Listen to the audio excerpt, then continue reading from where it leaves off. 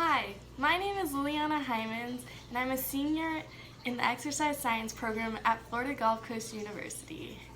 This spring 2020 semester, I worked as a strength and conditioning coach and sports performance coach at Total Athletic Performance in Naples, Florida. Total Athletic Performance mission is to help any individual achieve their health and fitness goals, get active and stay active, and improve skill level and sports performance. At Total Athletic Performance, I mainly worked with a small group of youth athletes, ranging from ages 10 years old to 14 years old. I coached children with all levels of physical literacy. For example, some were very coordinated and athletic, while others were still learning and developing their athleticism.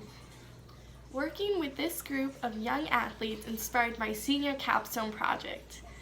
My senior capstone project is on the benefits of resistance training for youth athletes. There will be a main focus on improvement in physical literacy. So what is physical literacy exactly? Physical literacy is the ability to move with competence and confidence in a wide variety of physical activities in multiple environments that benefit the healthy development of the whole person. I chose this topic because I am a huge advocate for children not only being active but also incorporating some resistance training into their exercise regimen. When the idea of children participating in resistance training comes up, some people immediately think of children lifting big weights that are too heavy for them, and ultimately they will end up injuring themselves. However, this is not the case. From my experience as a coach at Total Athletic Performance, I've seen children do really well with resistance training. Additionally, I have reviewed numerous peer-reviewed articles that describe the benefits of resistance training for youth athletes. But before I get into my literature review, what exactly is resistance training? Resistance training is any exercise that causes the muscles to contract against an external resistance, with the expected outcomes of increases in strength, power, hypertrophy, and/or muscular endurance. Resistance training can include bodyweight exercises such as a bodyweight squat, where the external resistance would be gravity. It can also include the use of resistance bands. So here's two variations of resistance bands. It can also include the use of free weights, commonly known as dumbbells, or also kettlebells. And it can also include the use of selectorized machines, such as a leg press or an assisted pull-up machine, which are things you would commonly see in big mainstream gyms. The participation in resistance training helps build a great foundation of strength, power, and endurance that will all translate to sports performance and general activities of daily living. So children do not need to lift heavy to develop this basic foundation. Participating in exercises as simple as a bodyweight push-up or just doing light 5-pound dumbbell exercises such as dumbbell bicep curls can do wonders in a child's physical and athletic development. So now that we know what exactly resistance training is, let's dive into my literature review and we can dig a little deeper into why resistance training is so beneficial for youth athletes. Throughout the course of this project, I have reviewed numerous peer-reviewed articles that are significant to my project topic. Here's just a review of what my project topic is: the benefits of resistance training for youth athletes, and I have a specific focus on improving physical literacy. So the first peer-review article that I reviewed was called Resistance Training in Youth, Laying the Foundation for Injury Prevention and Physical Literacy. So the purpose of this research article was to convey the benefits of resistance training for youth athletes aged 6 to 18 years old. This article reviewed the most recent literature related to youth athlete development in relation to resistance training and physical literacy. And so resistance training has been correlated with an increase in physical literacy and a decreased risk for sports-related injury. So childhood and early adolescence has been labeled as the critical window for the development of optimal physical literacy. So this is the age where most people will learn where to move and how to move in the best, most efficient way possible. And so resistance training has been very beneficial for youth athletes because it provides a foundation of strength and power for a sustainable, active lifestyle. And so this article observed that the overall estimate of the proportion of injuries that are due to overuse in youth athletes are from 45.9% to 54%. In one study this article observed, it was shown that resistance training can reduce the risk of injury by approximately 68%. This is huge. And so furthermore, resistance training among youth athletes elicits improvements in muscular strength, endurance, power, running speed, dynamic balance, and flexibility. So what I was talking about earlier in this video, building that foundation of this muscular strength, endurance, power, etc. So overall, when resistance training is integrated with physical activity and an active lifestyle, it can provide protective mechanisms against injury, and it can encourage physical literacy and early sports specialization among youth athletes. And furthermore, resistance training, when it's integrated with free play and other structured physical activity training, it can provide protective mechanisms against injury. It can also promote positive catalysts for the development of physical literacy. And this overall will help offset the impact of diminishing physical activity and early sports specialization among today's youth. The second peer-reviewed article that I reviewed is called Resistance Training for Children and Adolescents. So resistance training programs have an abundance of benefits such as increased strength, lower rates of sports-related injury, increased bone strength index, decreased risk of fracture, and improved self-esteem and interest in fitness. So during prepubescence, youth experience is heightened by neural proliferation and central nervous system development. So increased load and stress in the body acts as an additional stimulus to the already natural proliferation taking place. So this results in a synergistic increase in neuroproliferation compared to children who do not partake in resistance training. So the main mechanism of increased neural function as a result of resistance training is increased motor unit activation, leading to a greater muscle output and thus increasing demonstrated strength. So as I mentioned before, resistance training has been shown to increase bone strength index and mineral content, but it also strengthens the tendons and improves the strength of accessory muscles to prevent injury during practice and competition. So this article went over Wolff's Law, meaning that the increased loading on the skeleton due to lifting weights or doing body weight exercises results in changes in the bone mineral content. Increased bone content is positively correlated with an increase in bone strength. Increases in bone content are also correlated with increased time of resistance training. So thus, with stronger bones, a stronger skeleton, the risk for fractures in children is decreased.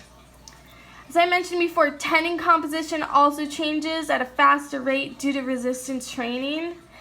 And changes in tendon composition allows for a higher amount of stress that can be tolerated.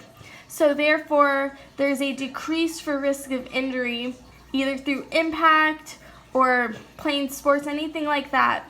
So that's also an amazing benefit of resistance training.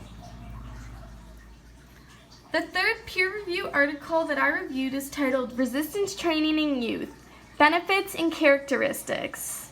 So in the beginning of this article, it delved a little bit into sports psychology, and it showed that resistance training has been associated with improved physical self-perception, perceived competence, overall self-worth, and global self-esteem. And these are important characteristics that are really significant in the healthy development of a child's psyche. So additionally, properly administered resistance training programs have been shown to reduce injury risk during physical activities in children while providing a variety of health benefits. So the reduce of injury has been a big trend in all the articles that we have reviewed. So resistance training really works as kind of like a prehabilitation program. So resistance training has also been shown to enhance movement biomechanics and functional abilities. And once again, this also helps reduce the risk for sports-related injuries. Resistance training has also been shown to be safer than many other common sports and physical activities. For example, if your child's participating in a sport, a high-impact sport such as football, they're susceptible to a lot of impact to their bones and tendons that may cause fracture or injury compared to resistance training where there's not a lot of high impact at all. And so, furthermore, if there are injuries associated with resistance training in youth athletes, it's usually due to a lack of or need of improper instruction and supervision. So this can be avoided with age-appropriate training programs and proper coaching. So during childhood, strength gains are due to growth and maturation, and these changes potentially mask training effects in case of suboptimal training stimuli. So, as indicated by the specific adaptation to imposed demands principle, or commonly known as the SAID principle, adaptations to resistance training are specific to the demands of the task. So this includes movement pattern, the velocity of the movement, contraction type, and the contraction force. So strength gains in children appear to be primarily related to neural mechanisms rather than hypertrophic factors. This may be due to lower levels of circulating testosterone that stimulate increases in muscle size. Furthermore, increased motor unit activation and changes in motor unit coordination, recruitment and firing rate, along with an increased twitch torque, have been suggested to contribute primarily to increased muscular strength. Additionally, a transition of type 2 fibers, which are your fast twist fibers, usually associated with anaerobic exercise. So a transition of type 2 fibers towards a more glycolytic profile has been observed. And an improvement in intermuscular coordination also plays a significant role, as improvement in strength in response to resistance training is more prominent than changes in neuromuscular activation. So these adaptations, along with a higher neuroplasticity at younger ages, may explain the greater training-induced gains in various strength-related motor skills, such as jumping or throwing of children. Finally, the last peer-reviewed article that I reviewed was titled Development of Physical Literacy and Movement Competency. So this article was a literature review. So physical literacy was established to explain the knowledge and competence children ideally demonstrate for lifelong health and wellness. The purpose of this article was to evaluate the relationship that foundation movements have with fundamental movement skills in youth. So fundamental skills are considered the determinant of a child's motor abilities and physical literacy. Foundation movements have proposed to assess movement capabilities and possible deficiencies in youth. And fundamental movements may include a squat, a lunge, a push, such as a push press, overhead press, a pull, such as a pull-up, hinge, such as what you'd see in a deadlift where you hinge your hips back, a brace, and a rotation. So foundation movements appear to have movement and biomechanical similarities to specific sports skills, recreational activities, or activities of daily living. So resistance training exercises such as a lunge, a squat, a pull-up, a push-up can translate into sports-specific movements and actually really benefit your child's not only sports performance, but also their overall strength, power, and ultimately aid in the prevention of injury too. Finally, here are my 4 references that I used for my literature review. But before I conclude this literature review, I just wanted to go over a few common themes that we saw throughout all 4 articles. So the first and probably most dominant theme was the prevention of injury. So when children participate in a resistance training program, the risk of injury is greatly decreased, and this is because they build a foundation of muscular strength and endurance, and also the development of muscle too. And this helps protect those joints, strengthen those tendons that are commonly injured during sports, especially impact sports. We also, throughout these articles, we also noticed improved physical literacy benefits. So just going over physical literacy again, it's the ability to move with competence and confidence in a wide variety of physical activities in multiple environments that benefit the healthy development of the whole person. And so increasing physical literacy is something that will definitely happen when children participate in resistance training. They learn how to properly move and build that foundation that we talked about earlier. Furthermore, we also noticed that bone development was also a big theme in these 4 articles. So according to Wolff's Law that we discussed earlier, resistance training can definitely help strengthen bone mineral density and just overall strengthen the skeleton and help reduce the risk of fractures. Another common theme we saw was neural adaptation and improved motor skill. And this is also another great benefit of resistance training. And finally, we saw increased muscular strength and endurance. This is another common theme throughout all the articles. And as a result of participating in resistance training, over time you'll see in your child they developed a great foundation of strength and muscular endurance that will ultimately help their sports performance and translate into just everyday life and activities of daily living. So after going over my literature review, you now understand the benefits that a resistance training program can have for youth athletes. So after processing the information that we discussed in my literature review, you may be thinking, so what exercises are best for developing physical literacy, or where should my child start if they've never participated in a resistance training program? So from my experience as a coach, I have learned that lead-up lifts are the most helpful and effective exercises, especially when starting a resistance training program and learning those proper motor skills on how to move properly. So when I say lead-up lifts, I'm talking about those foundation movements that we discussed in my 4th peer-reviewed article. So for example, a foundation movement would be a lunge, a push, such as a push press, or a hip hinge, such that you would see in a deadlift. So when I was at my site, I actually had the opportunity to get some footage of myself teaching these lead-up lifts to a group of youth athletes. So here I will include some videos of myself teaching some lead-up lifts. So the first one I'll be teaching is a kneeling push press, and this is a really great lead-up lift to develop shoulder stabilization and shoulder strength, and also really focusing on core activation. I will also be teaching and demonstrating hinge to box, which is one of my favorite lead-up lifts to teach. This is our deadlift to box. And so this is an exercise that helps teach youth how to properly hinge from their hips with all the correct movements and such. So here are the videos and enjoy.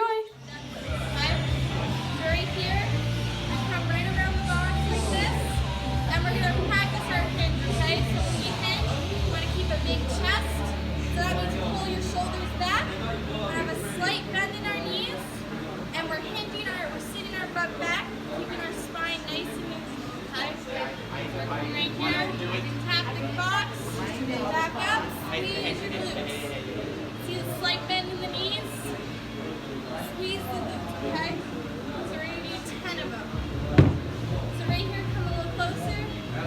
Right there. Come down nice and slowly.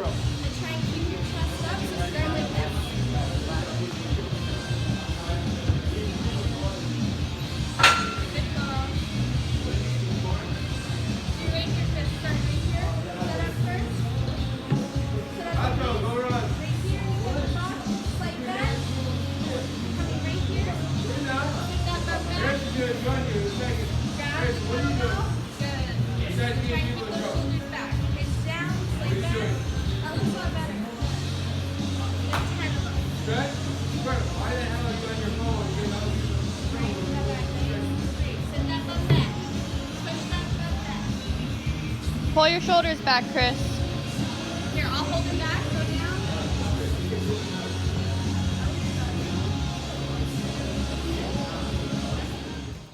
So after watching my first video of me at my site, teaching kids a lead up lift, teaching them how to hinge, notice that I really focus on cueing with my verbal cueage and also body language cueing, how I present, like pull your shoulders back. So cueing is something very important when teaching lead up lifts or just any exercise in general for children, because they may not know what, for example, say have a neutral spine means. And a neutral spine is a nice straight spine when you're having a deadlift. You don't want your shoulders rounded, so they may not know that they need to pull their shoulders back to have a neutral spine.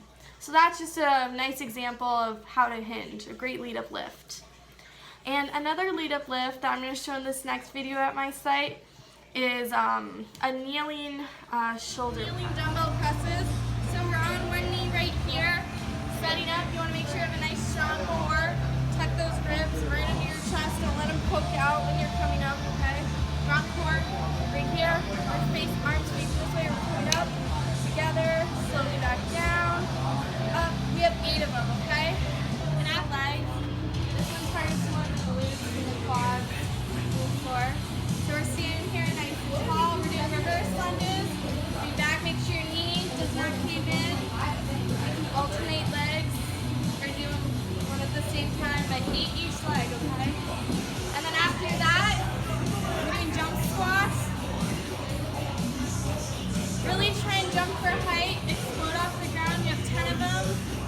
And then after that, we're doing Russian twists with a dumbbell, okay? So we're here. Make sure you're getting full twist. 10 each side. Looking at the hips, slight bend in the knees, feet about hip width apart.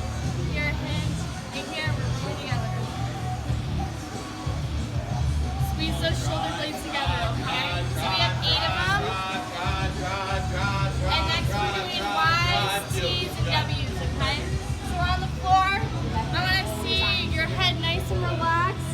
Thumbs up for all of them. So Y's first, right here. With the weight? Without the weight.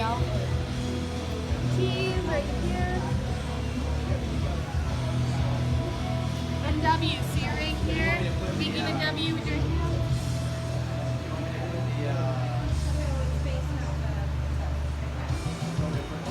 We have 8 each, okay? And then for abs, we're just going to do 10 V-ups. Here.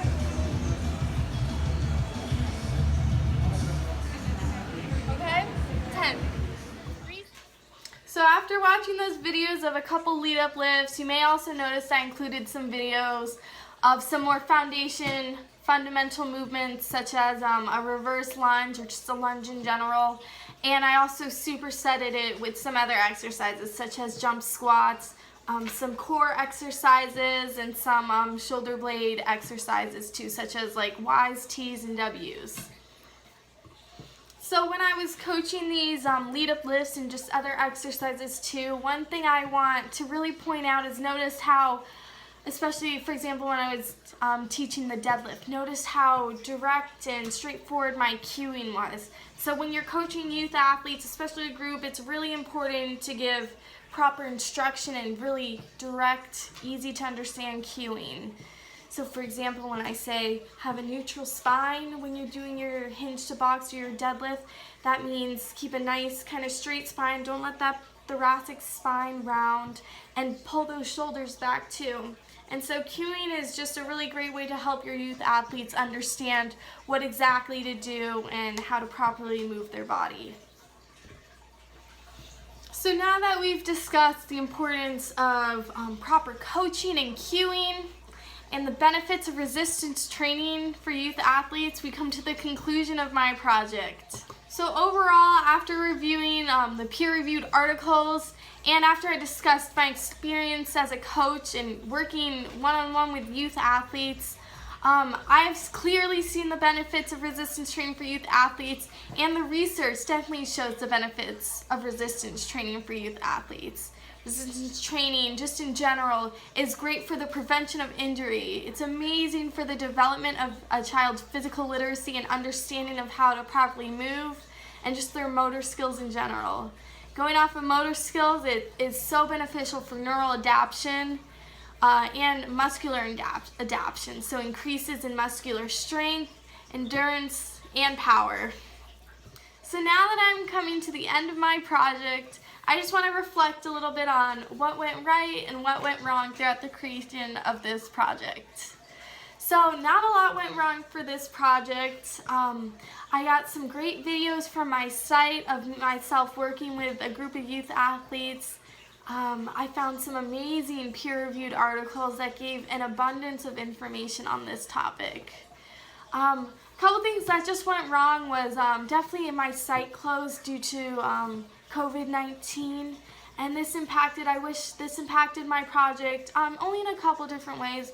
I just wish, because my site closed, I wish I had gotten some more videos of me coaching youth athletes. The videos I got was when I kind of first started at my site. I was still learning personally as a coach and how to work with youth athletes.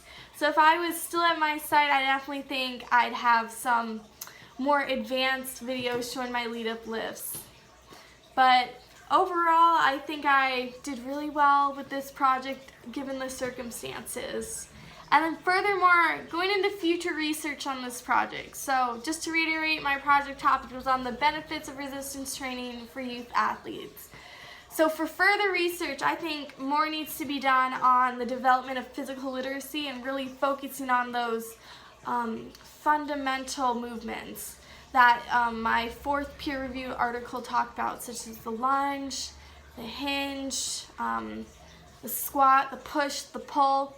I think more research needs to be focused on that in the process of developing physical literacy in children. But overall, I have had an amazing time creating this project. I am so happy with how it turned out, and I've just had a great spring semester at my site and a great time in this program. So thanks for watching my senior capstone project.